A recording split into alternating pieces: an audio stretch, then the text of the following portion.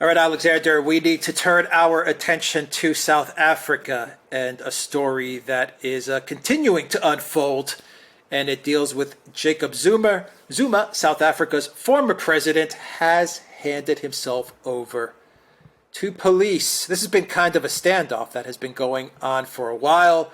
Zuma is set, from what I understand, to begin serving a 15-month jail sentence for contempt of court. And he was resisting turning himself in, but he has turned himself in. Zuma is 79 years old. 79, and they're sending him to prison for contempt of court. Alexander, what do you make of this legal drama that has been unfolding in South Africa with a former president now being jailed? That's indeed right. Now, this is a complicated story, and it's important to say that Zuma is South Africa's third president since majority rule was established there. The first was Nelson Mandela, the second was Thabo Mbeki, and now and then it was Zuma. And now Zuma is going to prison.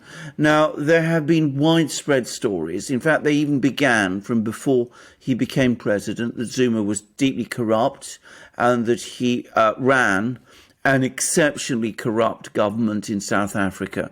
And there's been claims that he basically hollowed out the institutions of the South African state, which, when they were bequeathed to him, were, functional and effective, certainly by African standards, and that as a result, South Africa experienced growing economic problems, that per capita income fell, that poverty grew, and that the institutions of the state became demoralized.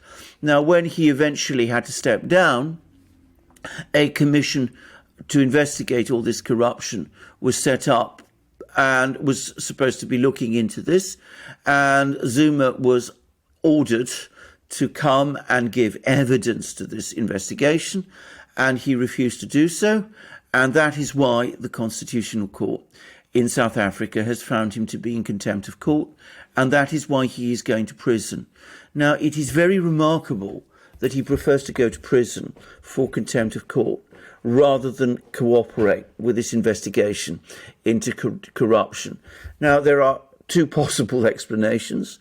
Explanation one, which is, I think, the one that most people around the world and probably in South Africa itself have, which is that he was actually implicated in corruption himself, and therefore he's unwilling to give evidence about it, because if he did, it would eventually come back to him.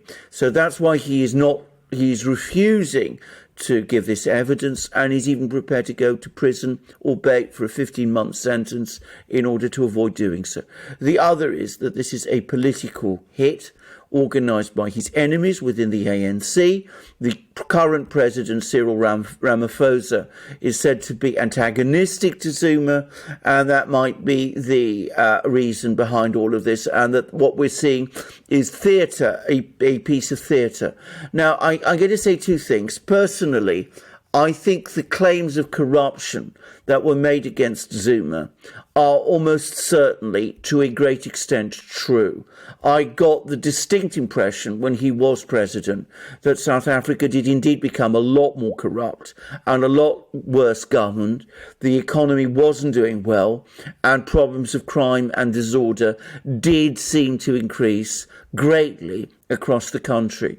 But I'm also going to say this, that though I suspect that the present president, Cyril Ramaphosa, is a more, shall we say, ordered and structured figure than Zuma was, I don't get the impression that he is very, very keen to deal with corruption, the endemic problems of corruption in South Africa, either, at least not with the level of vigour that they require.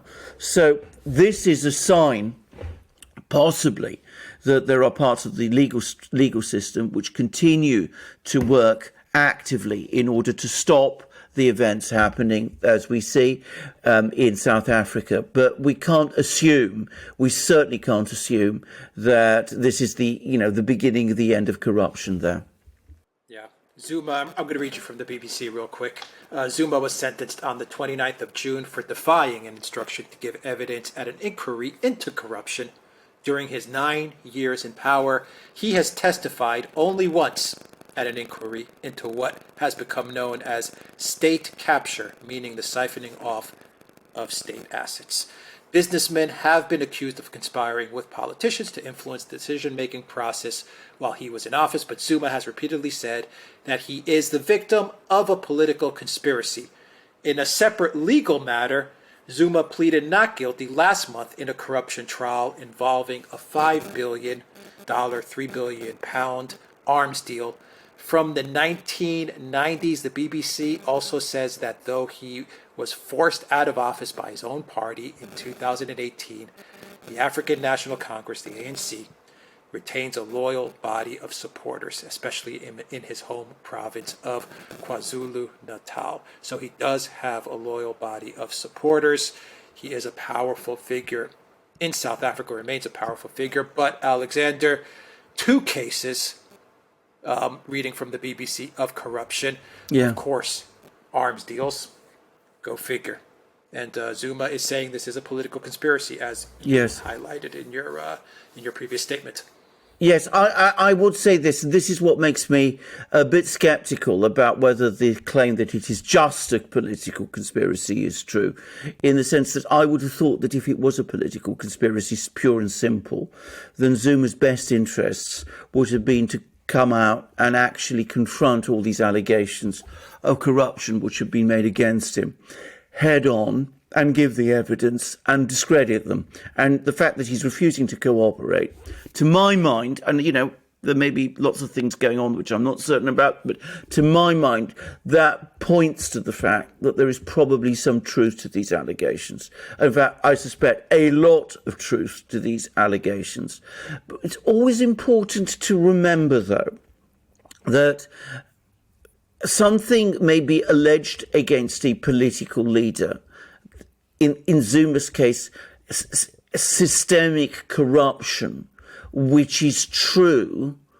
And at the same time, it may also be the case that factions within the ruling party and the political system, especially in a country like South Africa, which suffers a lot from corruption and from law and order problems, may be using that corruption not because they are particularly concerned about corruption, but because they want to oust somebody who they see as a rival.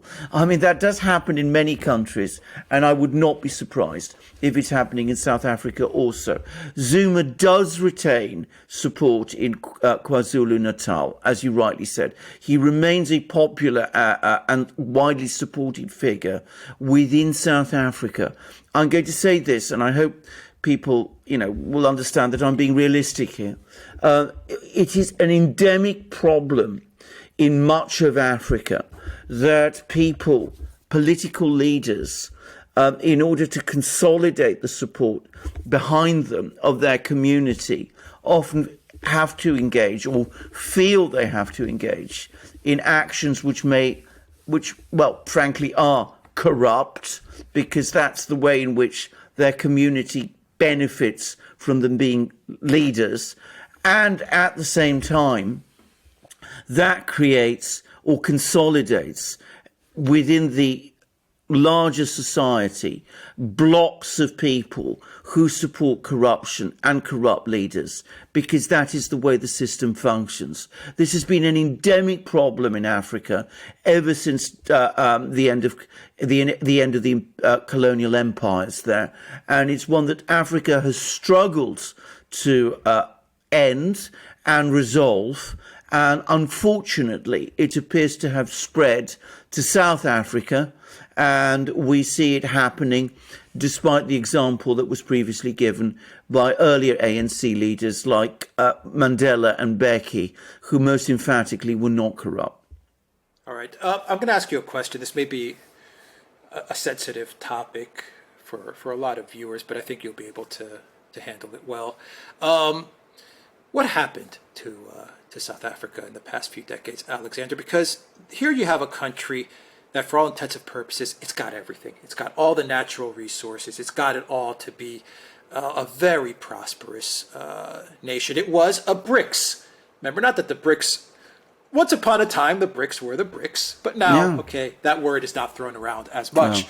But it was a BRICS nation. I mean, it was South Africa. It was the jewel of Africa. This was going to be the country that was going to lead Africa forward.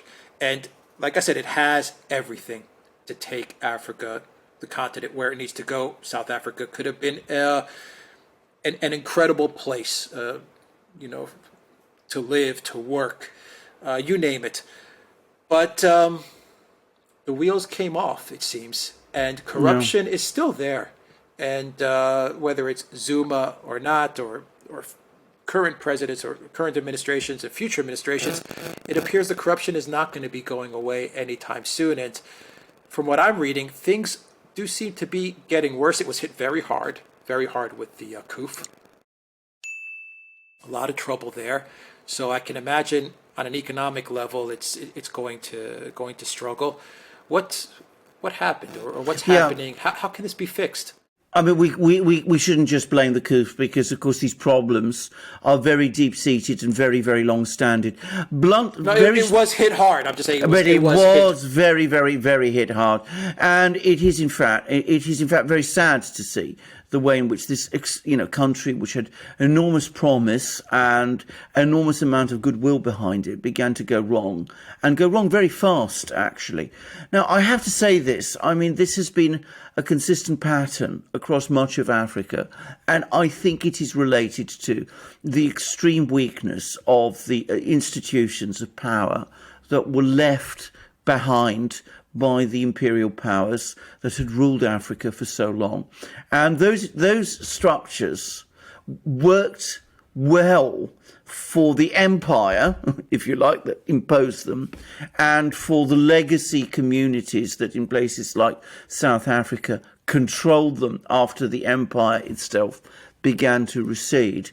But they were not functional when these countries became fully independent and evolved into states where people had to run their own affairs in their own way.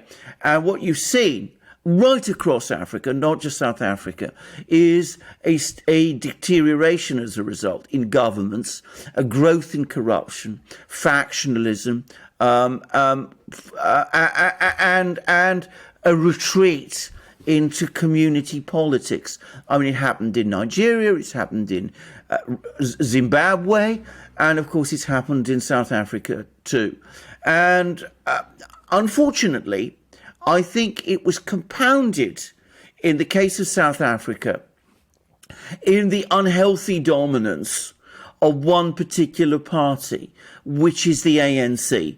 The ANC became essentially not just the dominant party in South Africa, but a party which essentially turned South Africa into a kind of one-party state.